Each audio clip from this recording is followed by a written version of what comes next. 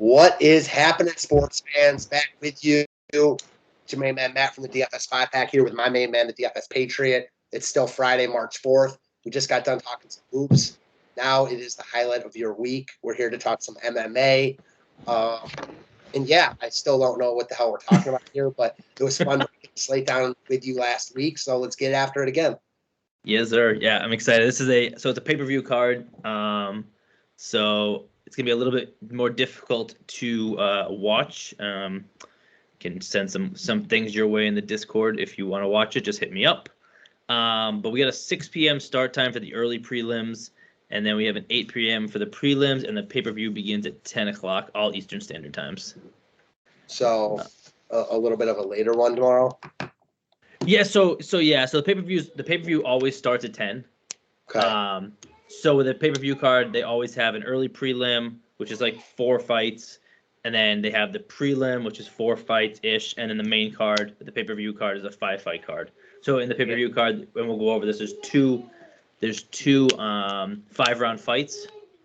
So, yes, we have plenty to discuss. Yeah, I see that. 13 fights in total. So how do you want to start off? You want to start with the like last week with the main fight first?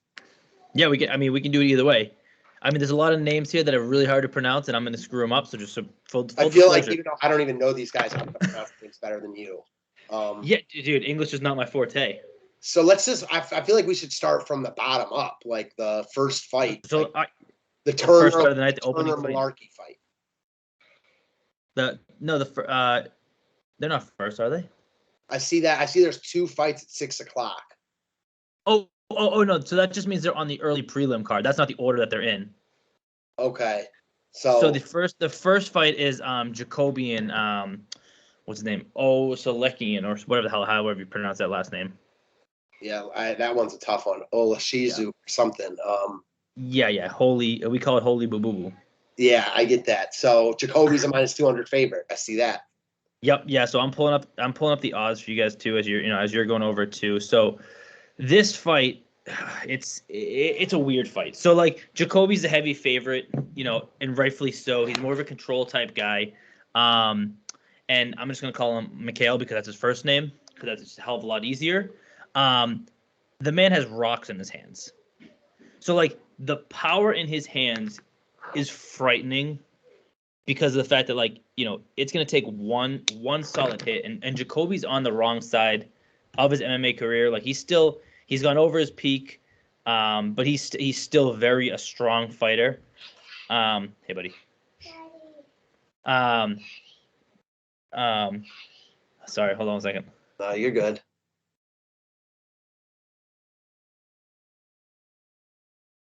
I wish I had something to add in here, but I do not, so I won't. Woo!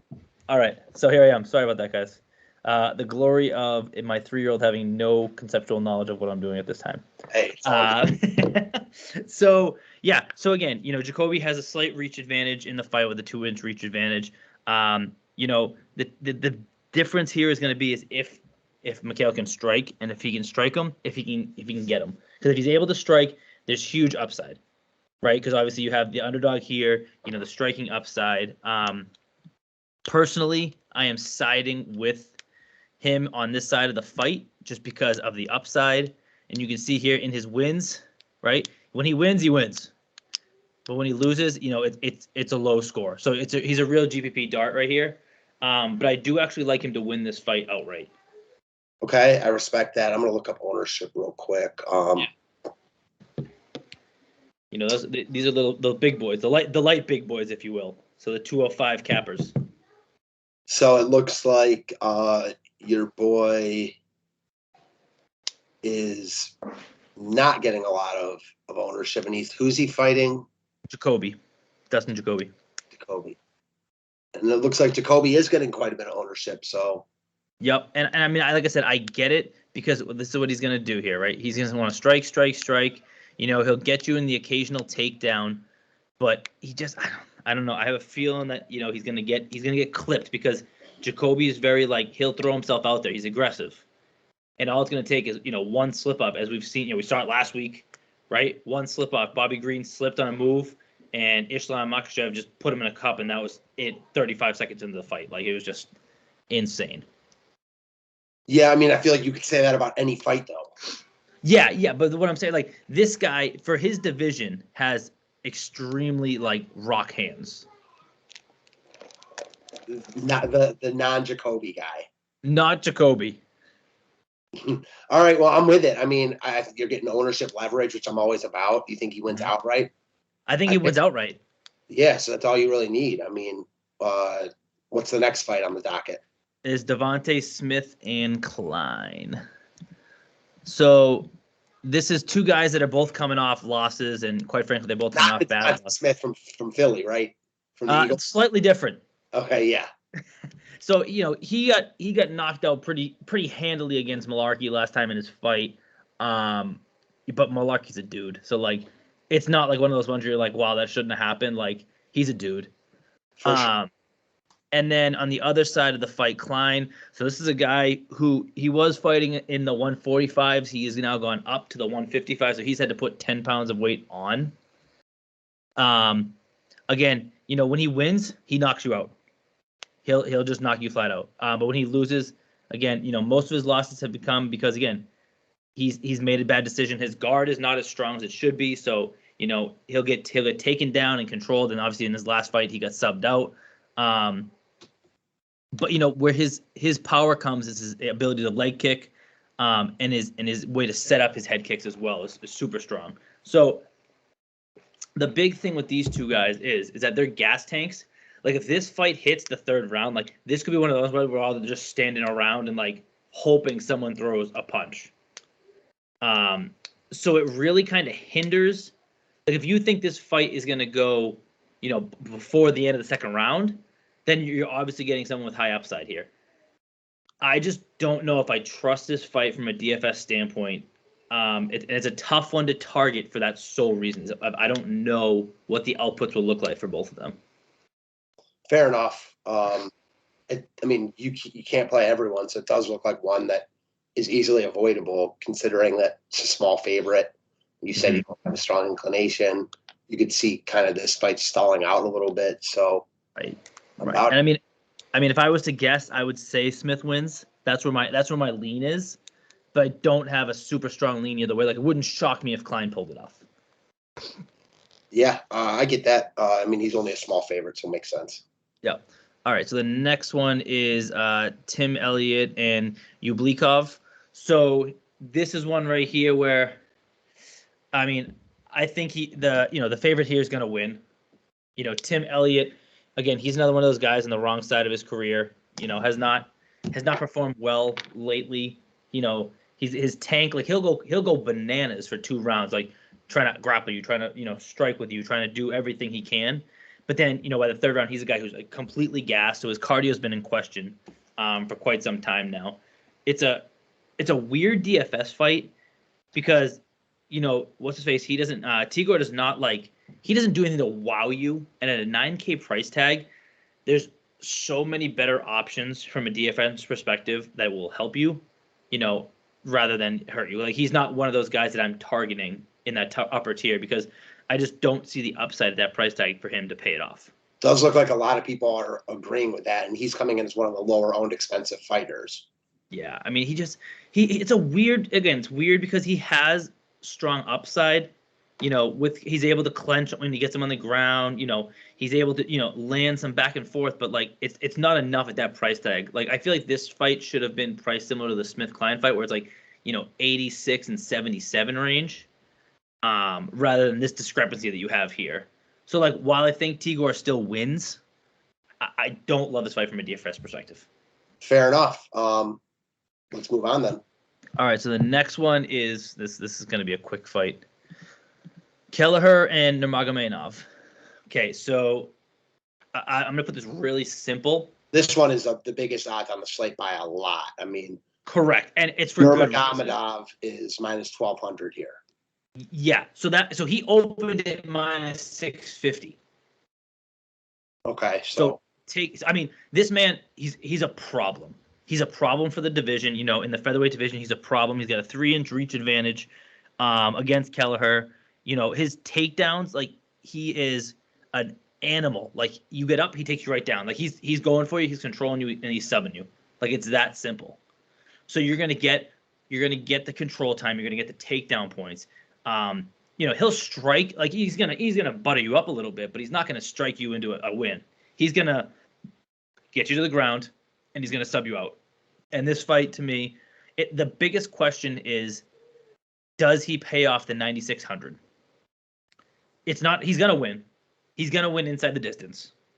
It's just a matter of, is he gonna sub him out, or is he gonna exhaust him to the point? But is he gonna pay off? And for me, I think he's gonna pay off this price tag.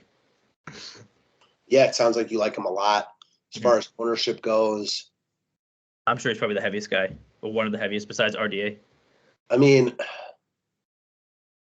it looks like Covington and RDA are getting the most love, like by a lot. Well, and that's partially because those are the two main fights, and they're 5-rounders. Yeah, so it looks like you're getting a nice ownership discount there, which is nice. Yeah, and he's a dude. I mean, he's a dude. So like him. All right, so the next one is a chick fight, which is Marazz and Agapova. So let me just find them on this. There they are. So if you get really minus 190.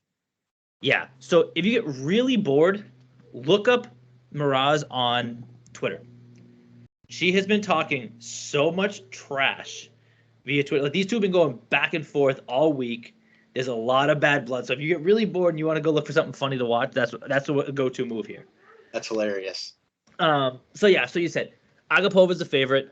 She has a 1.5-inch reach advantage. She is the shorter fighter, not by an inch, so nothing substantial. So again, like I said, these two do not like each other. Agapova's takedown defense is not the strongest. So I think that's where, you're going to see Marazz take over the fight, is if she starts taking down and implementing takedown attempts. If you looked over the course of the past 2 fights that Marazz has fought, she's starting to implement takedowns, which is increasing her control time. And as you guys know, control time is still fantasy points. So you got to keep that into effect. I mean, and she's been fighting. She's on a 2-game win streak. She does go decision frequently. And then, as for Agapova, again, a very strong fighter for the division. She's a big submission artist. So I mean, when she does a taking down, right, or the knocking down, she'll put you out real quick. But again, this fight, it's going to be a close fight. The Vegas line on it, I think, is too far-fetched. And personally, for me, I am favoring the Marazz side of the fight. I think she's going to implement the takedowns, and I think she's just going to, strike her out, flatten her down, and then, get her into a hold, and that's going to be the end of that one. Sweet. Sounds like you don't really like it from a DFS perspective, though. No, I don't like it from a DFS perspective. Again, because there's the control times there. Like Marazz, I don't mind as a flyer. If you have 74 left, I don't mind that, because I think she's a real live dog in the situation. I just, I don't know. Like, even if you don't think she scores a lot, but any dog who wins, I feel like is worth a play. Right, and like I said, yeah, that's exactly it. All right, so the next fight is Nikolai and Kenny Nurmagomedov.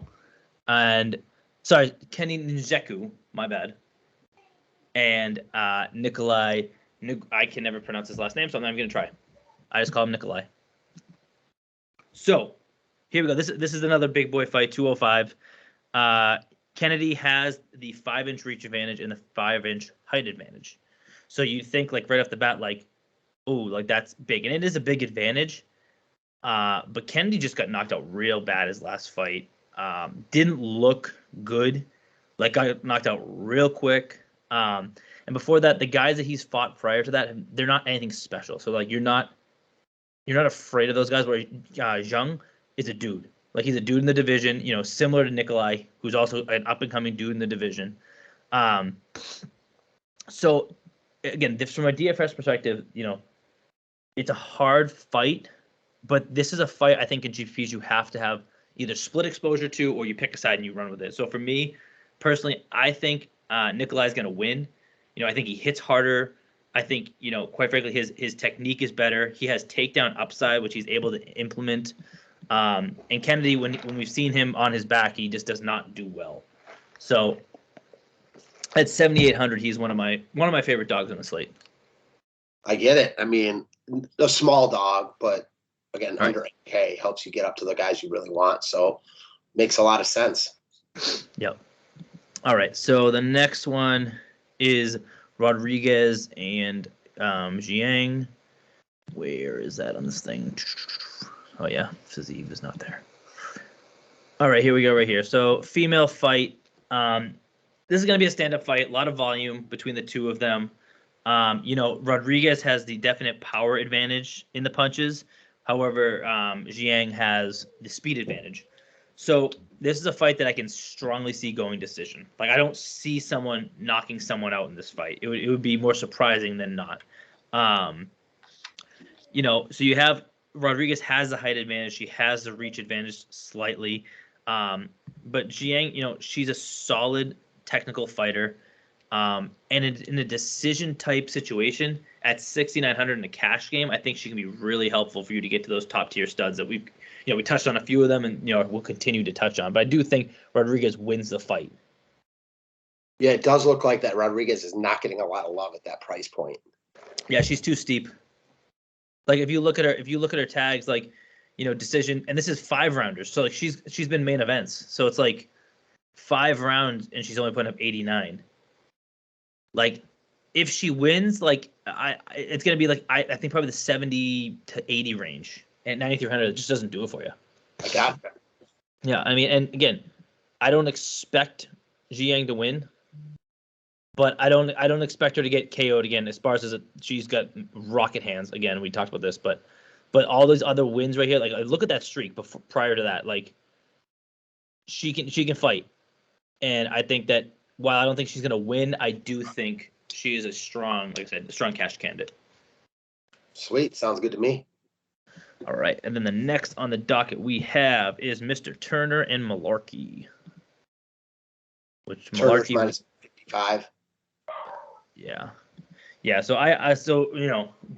Turner, very good striker. He's a dude. He's gonna keep you on your feet. And then he's gonna get you down. He's gonna sub you out. So you see his decisions here. He doesn't go decision. Like when the man wins, it's inside the distance. So I think for betting purposes, I think inside the distance would be the way to go. He does have the 3-inch height and reach advantage, which is crucial. He's a dude, like I said, and this is another one that's going to be a very close fight. So like GPP wise, you split exposure, and that's just that's what it comes down to. Again, I think it's going to finish inside the distance. My lean is Turner. But again, wouldn't surprise me. We talked about Malarkey earlier. Like Malarkey is a very technical fighter, right? KOs, right? He'll put you to sleep faster than you can say sleep. And his wins have been good wins, right? And they've been quick. So that's why I don't see this fight going anything past 2 rounds. So I think GPP standpoint, you pick your side and you go with it. I just feel like the Tarantula is going to get the job done here. Oh, you're muted. Yeah, I was muted. Telling me to shut up. Does look like Malarkey is getting no love at 8K, which is interesting. Yeah, and this is a good price point for both of these guys because this is a very much a boomer bust. Like the loser of this fight very well could finish with like 9 points. Yeah, and I do think that with Turner the favorite, like basically the same price, he's going to get a lot more love just knowing DFS. Yeah, he definitely will, and for good reason, like I said. But again, I wouldn't be shocked if I'm watching it tomorrow night and Malarkey just one see you later, and we're calling it a night. For sure. All right, so the next fight is former defensive end Greg Hardy and Mr. Spivak. There's a name I recognize. A little different role than a defensive end, huh? Yeah, he was pretty good as a D end. Yeah, well, let me tell you, his fighting career is going downhill real fast. So again, the big thing with Hardy is he had to. So mind you, this is a heavyweight fight, so they can clock in at like 260, right? 265. He had to drop 30 pounds in the past 10 days to make weight for this fight. So like, all fighters have to cut weight, but 30 pounds is a substantial amount. Like, and it just makes you question, like, what is his training camps looking like? Like, how hard is he going after it? You know what I mean? Like, how dedicated are you to your division? Like, you literally can be as heavy as you want to be, but like, you can't make 265. Like, you were a former NFL player, dude. Like, come on. So does that mean that you talked about the last like half his purse or whatever? Or no, so he made the weight at weigh-ins last night. Okay. But like as of 10 days ago, he needed to cut 30 pounds before weigh-in. Wow. So like, but like like I said, like if you like most fighters have to cut like 10 to 15, 10 days prior, right? Like that's just the norm. But like it just like I said, it makes me think like, what's up with your camp, dude? Like what have you been doing?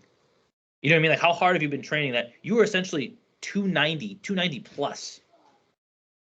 That's crazy. Right. So like again, that and it's like the little things like that. Like mentally, are you still in it? Like I know that he's mentioned that he wants to go into boxing more so than MMA, and he his contract's on the backside of his contract. So like, is his mind even in this? I guess which is potentially, if it's not, I mean, it's a volatile fight. So like it wouldn't shock me if Greg Hardy just popped him, and again, it's a heavyweight fight. These are big old dudes, like you know what I mean. They got, like I said, rocket hands, but where the advantage lies with Spivak is that he is able to grapple, and he is a strong grappler, and he'll knock you out if he needs to. But look at the control time, right? 6 minutes, 9 minutes. When you have a dude who's 250 pounds just laying on you, like that sounds awful. Like I don't know how it sounds to you, but it sounds absolutely terrible to me. The one thing is Hardy's getting no love. Yeah, and I don't see myself playing any Hardy. Yeah, sense. If you really don't think he's, in fighting shape and not going to win the fight, why would you play him? Right, exactly. So like, I think Spivak is the upper side of this fight, obviously salary wise. The question is going to become is like, with all those other high priced guys, are we able to get to him? And that's what I don't know. And his last fight against Aspinall's insane. So like I'm not surprised he lost that fight. He was clearly the low side of that fight, and I think they're giving him this fight as a bounce back spot because he is one of the younger prospects in the division who's a very strong fighter. All right, so you think you're going to look to spend $8,700 on him or no? I would spend it, but the problem's going to be is that like there's so many guys like 88 and up that I'd like that I don't think he'll make my final one build, but like in a 3, I think I play him one time. Fair enough. Yep. So then the next fight is Holland and Oliveira.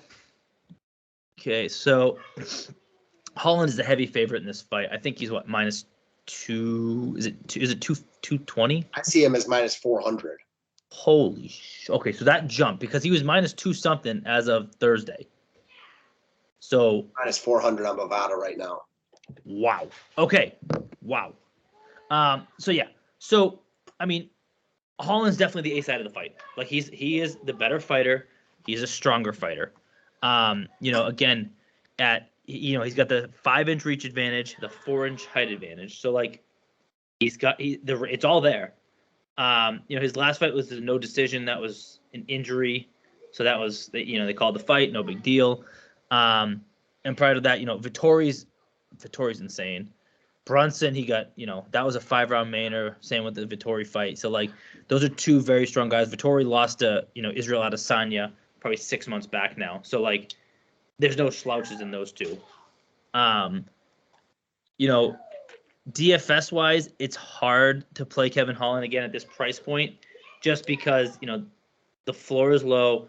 Oliveira is an old-time dude who's been around. I think he's at like almost 30, 34, 32 fights, like something crazy like that. He looks old. Yeah, I mean, the homeboy Cowboy's taking a beating. Let me tell you, Cowboy is taking a beating. I hear Chris in the background. Sounds like someone's taking a beating back there. That would probably be the Stegosaurus or the T-Rex. I haven't figured out which one it is yet. Yeah, some dinosaurs are certainly taking a beating. I hear it. Oh, yeah. So yeah, so again, so yeah, I mean Oliveira, I don't expect him to win, but he does have some takedown upside. He can go.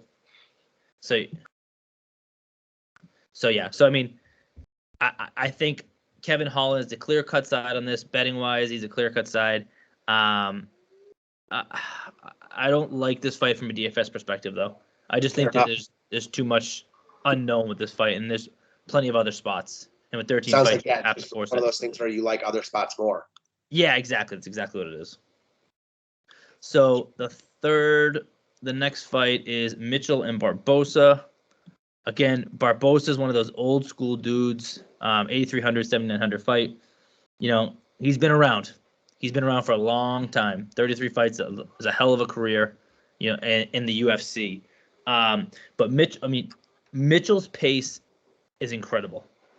This man is just go, go, go. I mean, God, you have a white man whose name is Thug Nasty. So, like, you have to be good in order to have a nickname like that. I saw you smirking. I seen you see it. I can't believe that. I got to look this guy up right now. So yeah, I mean, and he is a relentless takedown artist. So you have to keep the gap closed with him, you know, because he's going to want to tighten it up because of the fact that he does have a shorter 5-inch reach disadvantage. But like for Mitchell, like he attempted 13 takedowns last fight, which is in 3 rounds insane. And as you can see, if he takes you down, the control time is astronomical. Like in a 15-minute fight, he had Charles Rosa for 13 minutes and 51 seconds on the ground. You know, with File, who is no schlub, had him on the ground for 10 minutes. And the thing is with Barbosa's like, again, he's an old school dog. He's going to keep trying to get back up. And Thug Nasty's he's going to get back on you. And he's going to get back on you and he's going to throw you back on the ground. So I think there's huge takedown upside at this price tag. There's no way if I were playing a lineup, I would not have Thug Nasty in there. I mean, that's just me personally. Do with that what you will. I mean, look at him. He is a Thug Nasty right there. I can't believe that, and that's amazing. It's made my day. So I'll get you an autographed picture of him to put on the wall behind you. Give me all the Bryce Mitchell, all the Thug Nasty. That's incredible. Yeah. So again, huge takedown defense. I like him a lot, especially DFS purpose wise. Similar to last week. Who the hell did we have last week as our captain? That was. Oh my God, I can't remember what the hell. I'm drawing a blank. But like again, had like a ton of takedowns. And takedowns equal points. Control time equals points. It can be a boring fight if they're just laying on each other, but it's still points. For sure, no doubt about any of that. All right. So co-main event. Okay, so this fight. The next 2 fights to me are, the first one is funny from a Twitter perspective, and then the main event is funny from like a real life perspective.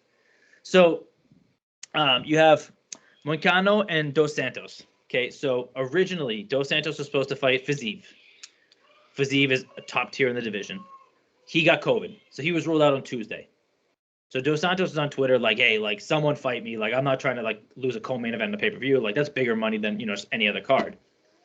So Makhachev, who we just saw last weekend, was like, you want to go? And so he was like, oh, are you afraid again? Like Dos Santos was like, oh, are you afraid? Like that's okay. You're scared, little boy. Like don't worry about it. So Khabib gets involved and was like, yo, Dana, let's set this bad boy up. So everyone's like, oh, we're going to get Makhachev like 2 weeks in a row. Like, this is going to be insane. And then all of a sudden they signed Monkano to fight him. And everyone's like, oh, what the hell happened? Well, Dana came out on Thursday and said that Makhachev turned down the fight. And then Dos Anjos, when he found that, he like tweeted at him again. He was like, that's okay, baby. Maybe next time or something to that effect. So like just, again, love the Twitterverse for like that stuff. And it was just funny going back and forth. But because of that, the pricing on FanDuel, they screw up. Dos Santos is just play him. Cash GP, just play him. You talk about DraftKings, FanDuel, both. Everything. Just play him. So Dos Santos on DraftKings is like, again, ultimate lock, like regardless. But on FanDuel, so FanDuel waits until Thursday afternoons to release their pricing. So they did a better job where he's not as much of a lock and stock, but he's still very, very much in play. But like these pricings are just terrible. Yeah, I mean, honestly, like that Moncano is getting no love compared to Dos Anjos, and all I see is a minus 185. I mean, it's not like 185s don't lose. So Right. And the other thing is too, which is like insane. So like, okay, so this fight was scheduled. I think I just said Wednesday. All that shit you just said about Dos Anjos on Twitter with the other guy, whatever, makes me think that he doesn't care about this Moncano dude, and he could come in and surprise him. Like, that's how I take it. Yeah, totally could. But again, the scary thing is, so again, weights are Friday morning, right? from when this fight was scheduled till then, he had to drop 20 pounds. Moicano? Yeah. I mean, you just said they often have to drop like 15 pounds. Right, but in 10 days. Fighting. I mean, listen, he's an underdog, but he's getting no love. And if Dos Santos is such a lock, why is he only minus 185? I don't know. I'm going to be hammering that. Okay. So, like, I think even inside the distance, like, I think he gets him out within the first 2 rounds. Okay, fair enough. Because he's at a full camp, waiting for a guy who is far superior of a play, than Moicano. So I just think he's looking past Moicano, didn't want to fight him, wanted to fight the other guy. Moicano is like, I mean, I don't know. I'm just, No, I know. I know. No, I just think this guy's lost 3 out of his past 5 fights. Yeah, but I mean, if you look at this fighter on the slate, like, I don't know. Chiesa, Edwards, and Usman's the champion. So that was a championship fight. Whoever he fought, he still got rolled every time except for twice, 2 out of his past 5. Yeah, well, the Chiesa fight, Michael Chiesa's nasty. He got absolutely rolled in that one. Yeah, I mean. So I mean, it's not out of the realm. Again, nothing in MMA is out of the realm. Like we saw it last week where there was an underdog. I forget who it was, but underdog, second round, knocked out some guy that was 9,200. So again, that's the beauty and the dismay of UFC on fantasy sports. Yeah, I mean, listen, I know nothing about this. It does seem like from an ownership perspective, Moicano is a look, but you don't think he stands a chance. So there's that. Yeah. And then here we go. So this is the main event of the evening. First of all, I can't wait for Bruce Buffer to get in there and start. That announcer cracks me up. It's so bad. Like when Joe Martinez steps in to do it, I'm like, ugh, like, why are you announcing? Because it just doesn't get you hyped up. Like Bruce Buffer, he gets after it. Of course. I mean, he was doing he did the Super Bowl. Yeah. So, so Covington and Mazzadav. So again, 2 guys, they used to train out of the same gym.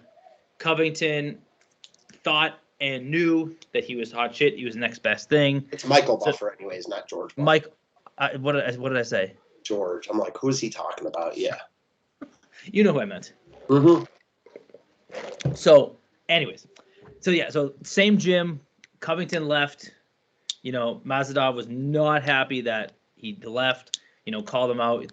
Call him selfish. Talking about how he wasn't part of the family. Like he left. So those 2 have very bad blood. They actually they brought extra staff up there for the weigh-ins because George tried to kick him as they were weighing in. And then when they were doing the face-to-face, Covington tried to smack him. So there's a ton of bad blood. The pre-fight interviews yesterday, they were going back and forth like real bad, like where Dana White was like, all right, we're done with this, like get him out of here, like. So there's true bad blood between these 2 guys. With that being said, what's his face? Masvidal has terrible takedown defense. And what does Colby Covington do well? Takedown. Okay, when he wins because he takes him down. He controls the fight, controls the mat. Okay, all Mazzadav is going to try to do is he's going to try to throw a flying knee. That's a signature move where a guy goes in to take him down, goes down, flying knee, boom, puts him to sleep. The problem is, and I wrote this down because I thought this was a very interesting stat, if you will. So let me just find it real quick. Where did I put it? Give me 1 second. But as we're going, I'll kind of keep talking here. So again, he's a dog again, but if he's on his feet, if this fight stays on its feet, like there's a chance that the underdog's in play here heavy. But Covington is just a DFS dude. Like when he wins big. He scores well because of that control time, because of the takedowns, and he's another one of those guys similar to Mitchell that's just a takedown machine. You get up, he's putting you down. You get up, he's putting you down. Like that's his go-to move all the time. It's probably going to end up going decision, to be honest with you. But that just only helps in this situation because of the fact that there's going to be so many takedowns. Yeah, it makes sense. I mean, I see that Covington's a pretty big favorite here, so he's getting a lot of love, as I would expect, and Masvidal is not. Right.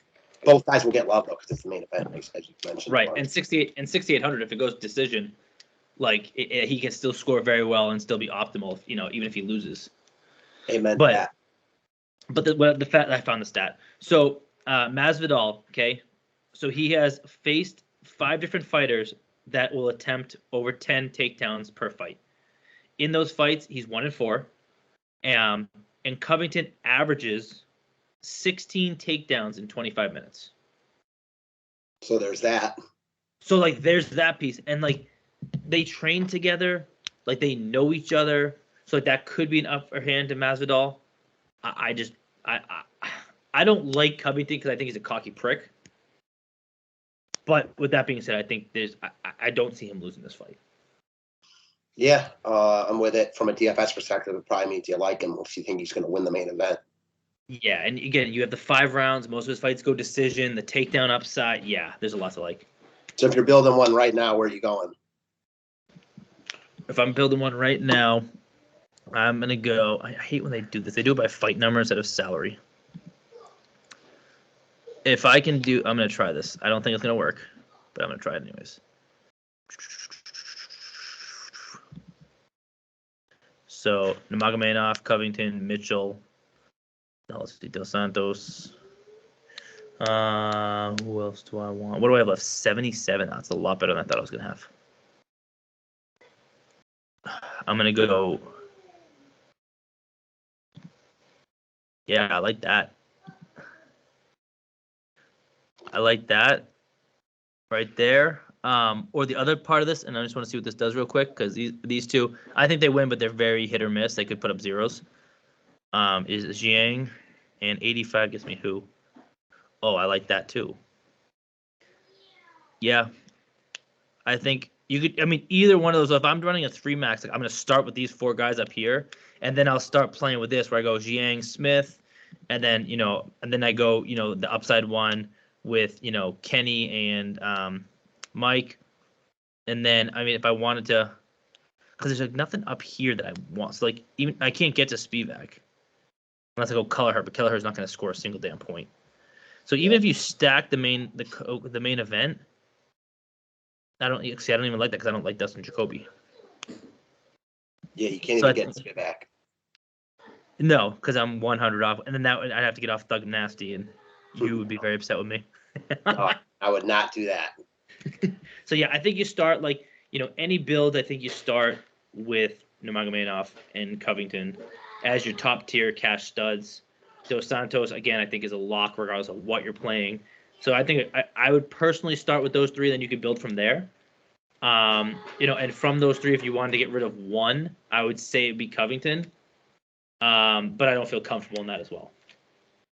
Yeah, I mean, I think in cash he's going to get a lot of love, and you probably just play him. I think Dos Anjos and him are cash locks. Yeah, even Nurmagomedov, this man's not. I'm telling you, it's going to be done. Like betting wise, I have. So let me see what I have over here. I haven't put anything in yet officially, but so like straight picks, I have Covington, RDA, Mitchell, Holland, Spivak, Turner, Rodriguez, Nikolai, Marazz. Who the hell is this one? I can't read my own handwriting. So that's good. Mma, Nurmagomedov, Tigar, Smith, and Mikhail. So like those are my straight picks inside the distance. I like Spivak inside the distance, Nurmagomedov inside the distance, Nikolai inside the distance, and I like Marazz by decision. Well, I know last week you started off really, really hot. Fell off a little bit towards the end, but still a really good day. Hopefully we can duplicate that again tomorrow. Yeah, I mean that's obviously I had one FanDuel lineup that did really, really well. Had one stinker spot, but yeah, I mean like I said this the first time we made the video. Like there's a lot of good angles to hit when you're betting UFC, and obviously if you're watching, it's a hell of a lot easier. I sit on my couch the minute 6 o'clock hits a dot. I'm in my couch and I'm drink in hand, phone in hand, ready to bet and ready to drink. Like, so, if you could do that, like, you could bet on every fight. And I think there's angles to be had. Just like in any sport, but with MMA, I think there's even more angles because so many people are not accustomed to how to build with them. Yeah, I know you love. I know you love you some MMA.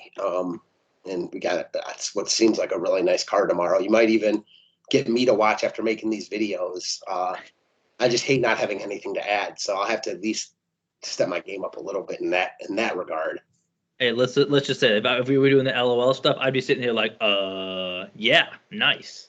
Yeah, I'm thinking about that as we're making this video, but I wouldn't put you through that, so don't worry about it. Oh, thanks, appreciate you. Yeah, well, if nothing else, I'll never forget Bryce Mitchell and his amazing nickname. He's definitely going to be the cover boy for this video. I got nothing else to add. You got anything else?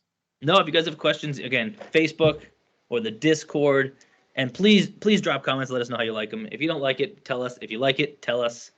Tell your friends. Spread the word, and let's keep growing. Yeah, appreciate any type of feedback. So thank you guys as always. We'll see you tomorrow. See you later.